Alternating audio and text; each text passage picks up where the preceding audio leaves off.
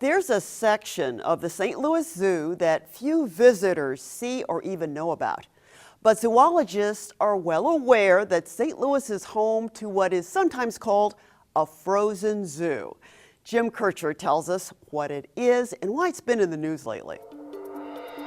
This is a Mexican gray wolf pup born at the Endangered Wolf Sanctuary in Eureka. It was in April, and here's why it was a big deal. It was the first time a wolf had been artificially inseminated with semen that had been frozen and thawed, a process that has taken a long time to perfect. It had been stored at the St. Louis Zoo's Cryopreservation Gene Bank, the Frozen Zoo, a place we visited last year to see what it was working on, and really to meet the woman considered a leader in the field. There are a number of challenges in running a good zoo. The care and feeding of the animals, of course, keeping them alive and healthy, and providing an interesting and educational experience for all the people who come to see them. Less obvious to the visitors is all of the research, the science, the problem solving that goes on when it comes to dealing with animal reproduction, making it happen when you want, preventing it when you don't. For us, it really is two sides of the same coin because it's really understanding the reproductive process and either enhancing it or limiting it. And if you want to know about this sort of thing, you can't do much better than talking with the St. Louis Zoo's Dr. Cheryl Asa. Because of her internationally recognized work in this field, she was honored with the St. Louis Academy of Sciences 2016 Lifetime Achievement Award. And she's also been honored by the Association of Zoos and Aquariums. Some of the challenges she's working on have in fact been created by the success of zoos in their breeding programs. When animals started being brought into zoos in the early 1900s in the US, for instance, the challenge was getting them to breed at all and to find the right food for them, the right conditions, medical care, and by 1960s, 70s, and into the early 80s, that was going really well. People started looking at contraception. So rather than having to allow animals to be moved into non-AZA accredited zoos that might not give them as high quality care, or to avoid having to kill a lot of animals in order to make space, contraception became a very attractive alternative. And it worked.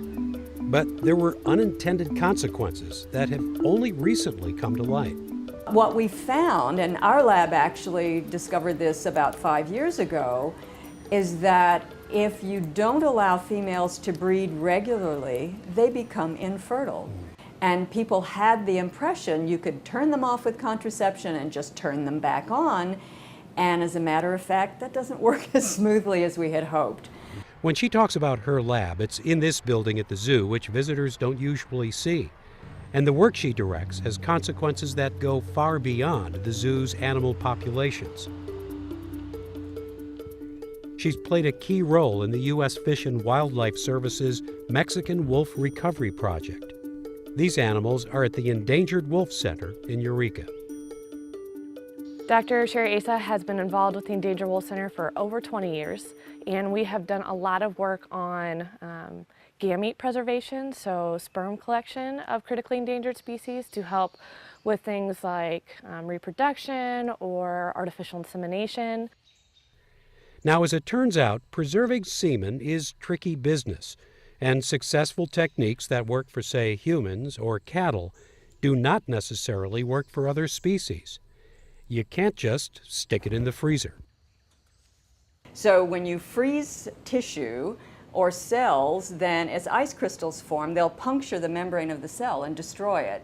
So there have to be precautions that you take to prevent those ice crystals from forming.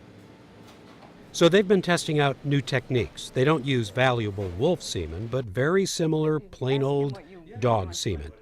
And there's plenty of that to give us a demonstration. What we did is we put the straw in the water bath.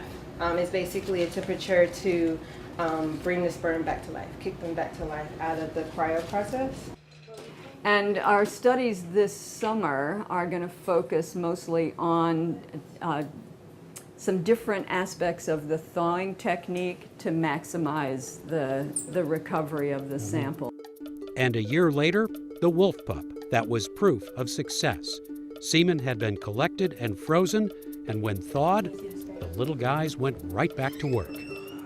The hope is that this work will do for the Mexican wolf what Dr. Asa and others have been able to do for 3 fox subspecies native to California's Channel Islands, literally saving them from extinction. This year, the foxes were removed from the endangered species list. But when it comes to Mexican wolves, not everyone is on board with the project. The progress report for the wolves, I think, is incredible. They've been really resilient, and when they were reintroduced into the wild, they were successful. The complications are one that not all the people who live in the area where they've been reintroduced are supportive of the program. It has been a very satisfying career. Some of you know that I'm getting near the point of deciding to retire. Dr. Asa has now retired from her position at the zoo, but she remains an advisor to the Wolf Recovery Program. And after 35 years in the field, it's not just the endangered species and zoo animals that have benefited. Dr. Asa has served as an advisor to 25 graduate students and postdoctoral fellows, as well as a steady stream of undergraduate interns. When you're working in science, I think most of us who work in science, just the thrill of discovery is what gets you going every day. But when you realize that what you're discovering and what you're studying can actually be put to work and you can see it doing some good, actually being productive and helpful, makes it that much more satisfying. So I'm very lucky and have a really great job.